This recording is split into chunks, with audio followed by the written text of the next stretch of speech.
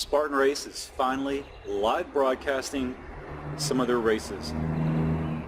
Yet this weekend, they did the Emerald City Seattle Super, the first stop on the U.S. Championship Series. How did it go and what did I think of it? Hey guys, Chris Love, the Normal Fat Guy here for Spartan Obstacles. Now as you know, I am really hardcore into Spartan racing and I love to run the Elite Heats in the Stadium Series.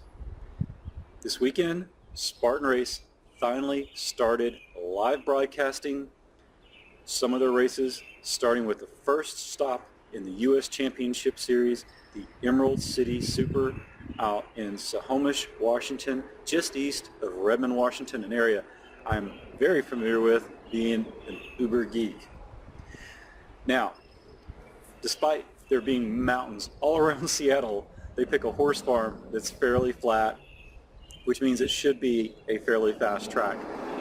But like Spartan, they made use of mud, lots of mud and water, which if you've ever run a flat Spartan course, maybe you've experienced the same thing I did, lots of mud and water. No lack of that. But the big thing, the big takeaway really was the live broadcast. Now I was fortunate enough to be able to watch the live broadcast live. However, the first part of it, I was kind of finishing up my Saturday morning Spartan workout, and it was okay because they were showing like some highlight things, kind of some hype pre-game mode, if you will. And then they went into the race and I was driving home from that. I actually had it streaming in my car as I drove home, which honestly, that's fantastic that I could participate in my own workout, drive home, and actually pay attention to the race. And then once I got home, I switched it over to a bigger screen and watched it on the big screen. I've since actually watched it again fully on the TV while I was trying to get some work done this morning and took away some more input from the experience. So how did Spartan Race actually manage their live stream? Well, they made great use of drones and drone cameras, which I have thought for a long time they really should be doing. And one thing I had actually been contemplating, and how would you structure a live stream for an obstacle course race? Now, Tough Mudder has kind of got ahead of them a little bit with doing some live streaming, but this is the first one that Spartan has done. And I've been thinking about what would it be like if I could put cameras out in the Spartan Race. What would I do? Would I embed cameras on different parts of the course, like in the woods and stuff? Could I put a camera on every single obstacle? And the answer to those is you could. Of course, every single camera adds an element of complexity to the actual management of the broadcast. And since this was the first live stream that they were doing, I thought it was very smart on several parts, because they didn't try to overdo the number of cameras, which is something I would have probably tried to do. What they did was they focused on a few core obstacles that were around the festival area and then made use of the drones. The one drawback to that is because the super course was so far out and back, that means you didn't necessarily see what was going on in those woods. How did the race really unfold, especially in those first 6 miles? And you got to see like basically the first mile or so, especially the men's race, until they got to the vertical cargo net. That was kind of where they cut off following them. Now, what I really enjoyed watching was how some of the elite racers really run their race. Since I ran a lot of elite heats last year, I did not get to see that up close and personal. I got to hear a little feedback from the 1 or 2 races that my wife attended, and she was like, they're running really fast, which put me, a little humbled, but that's okay. But I got to see them actually run it without the NBC docudrama slow-mo dramatization of their running. So you get to see it real time in comparison.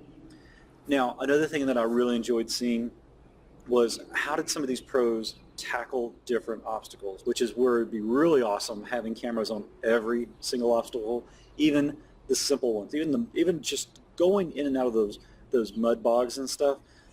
It's been amazing to me as I was learning how to do Spartan racing last year, going down through some of those those water bogs and stuff where you're up to here with the water. And people just passing me like I was sitting still. Just shows how much I have to learn to be more obstacle proficient, even on something as simple as just wading through water and climbing up a muddy hill.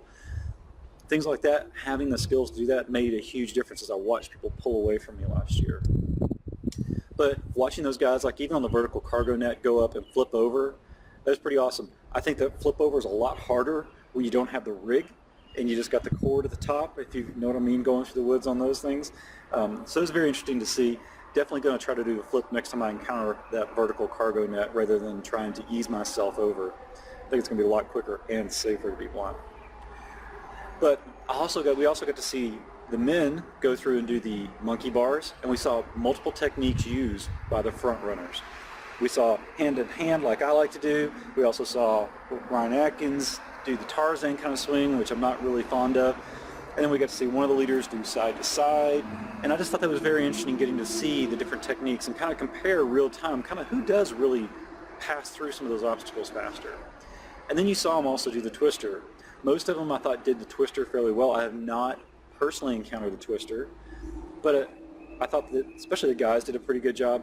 I thought Lindsay Webster looked a little uncomfortable on that particular obstacle. Definitely getting more proficient on that one's going to make her breeze through that one. There's no doubt about that. That's definitely one of those, you could see it was a new obstacle and she was trying to figure it out kind of thing.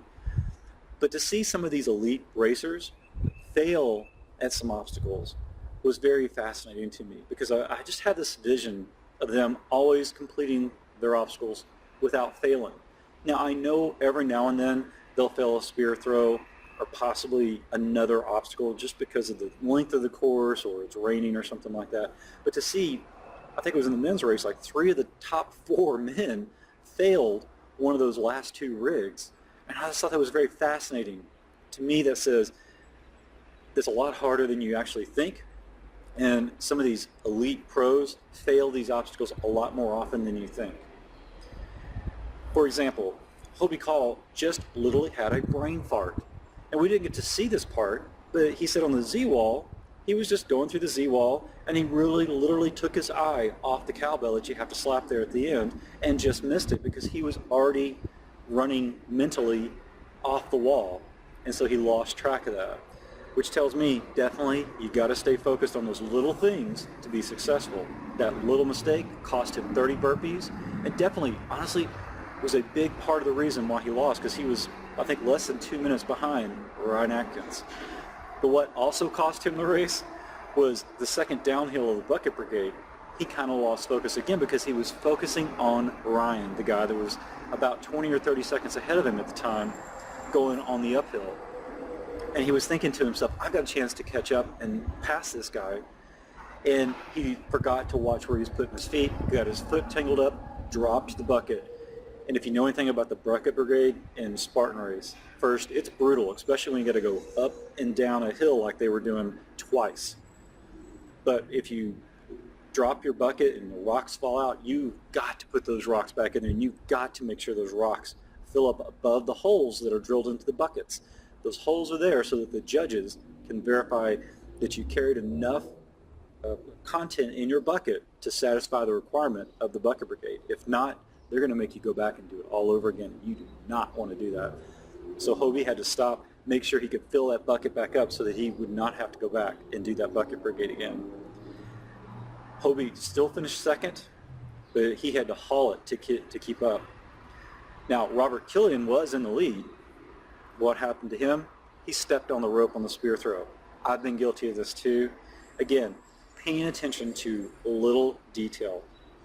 And then at the end, he simply lost his grip on the multi-rig, which makes me feel good because I've never made it through the multi-rig yet. We'll see what happens this season. Now, on the women's side, it was really fascinating to see Alyssa Hawley being behind Lindsay Webster there at the end, and Lindsay failing on the twister, which really cost her the game there, and Alyssa having a little more strength and being able to get through it. Now, what did I really take away from all of this too? Well, it was very interesting watching the front of the races, the men's and the women's races, and then seeing how they really shook out in the end.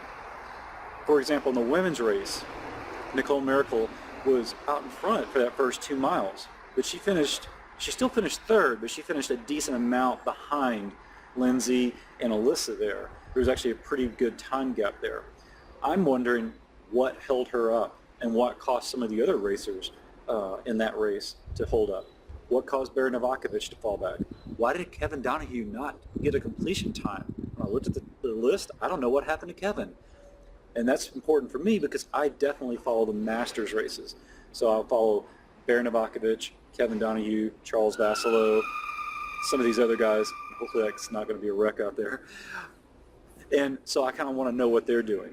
It'd be nice if they had followed a little bit of the Masters group going through, so that way we could kind of track it.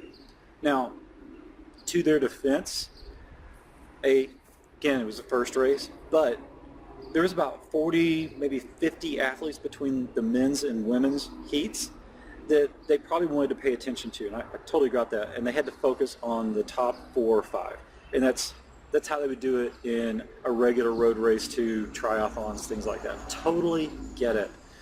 But it'd be kind of nice to kind of see what was going on. So I would like to have a little more coverage. I think as they mature the ability to and their experience doing this, I got a feeling maybe they can leverage additional live streams, because they were doing it over Facebook and YouTube, and they could literally set up multiple live streams. I'm pretty darn sure they can do that. The problem is, how do you manage all the different cameras? You got to have essentially a producer that does all that, and that's going to take a little bit of time to, get a little more advanced, get a little more experience doing that, and also see if this is worthwhile on a budget perspective. Now, I did check the number of views on YouTube of the live stream, and I assume that the live stream numbers were once it was published and made a permanent video. It was around 27,000, which I thought was a really good number for roughly about a 36-hour window. Granted that people have things to do and stuff like that, and it was a 4.5-hour video. I haven't watched like the very, very end of it yet. I think I've covered about the first 3 hours. So, but I really liked it. I like being able to see how these elite racers really run it. Tells me some of the techniques that I can focus on. One thing in particular I know I definitely got to work on if I'm going to be able to compete in those elite heats, even at the stadium race, is just being able to run more efficiently. And that's definitely something I am working on a lot, especially in these last 3 weeks leading up to my first race at Citi Field. So hopefully you've had a chance to watch the live stream. If not, go back to YouTube or even Facebook, and you can watch the recordings of the live stream. And the next one's going to be the Monterey Super in California, and I forget the date on that one, but it's sometime in the next month or so. And hopefully this is going to become a thing. I hope they're able to take this beyond just the championship series races, because that'll just limit it to 6, and they've got 60 or more races. I would love to see some more. I would think that the stadium race is also a great candidate to have a live stream, because you've got a lot of infrastructure that you could possibly leverage, because those stadiums are used to live broadcast of events. So with that, I am all excited about Spartan doing live broadcast of races. I hope this catches on and becomes a regular Saturday, possibly even Sunday morning thing, and definitely something I can go back as an athlete and evaluate. Because that's one thing that made me much better in high school and college, was going back and doing film analysis, even if it's of the people I'm racing against, but in particular, me. And I am hoping that one day they'll broadcast the race that I'm running in. That way I can see what I'm doing wrong and make it better. But in the end, I think everybody's going to be better, because Spartan Race in particular is going to be able to grow more fans, and the fans that they have are going to be more involved in the sport. But the athletes running, whether it's the elite pros all the way down to the general open class person, is going to get more insight into how to run a Spartan race efficiently and effectively, and that's going to make us better racers. It's going to create more competition in the sport. It's going to raise the level of athleticism a lot, because we're able to evaluate things. But it's really that increasing that tribe and brand awareness and that excitement around the sport by fans, and creating fans that actually get to participate in these events. So hopefully you're going to get to at least experience or look at those videos and maybe tell me what you think about it in the comment section below. And I also want to encourage you to subscribe to the channel or like this Facebook page, and because we're going to be posting a lot of videos about Spartan races under our Spartan Obstacles brand. We're going to be teaching you how to do some obstacles. We're also going to work in conjunction with the Normal Fat Guy brand to hopefully create some like diets and things like that, to foods and stuff that you should focus on eating, and just general fitness as a whole.